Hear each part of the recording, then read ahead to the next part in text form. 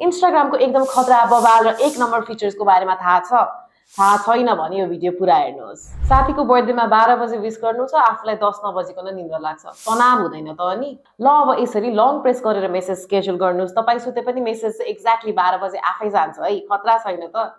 कोही एकजना मान्छेले मात्र आफूले मेसेज सिन गरेको थाहा नपाओस् भन्ने चाहनुहुन्छ भने जसको रिड रिसिप्ट अफ गर्ने हो उसको च्याटमा गएर च्याट सेटिङ अनि प्राइभेसी एन्ड सेफ्टीमा जानुहोस्। त्यसपछि रिड रिसिप्टलाई अफ गर्नुहोस्। मलाई चाहिँ बब्बाल लाग्यो है यो फिचर।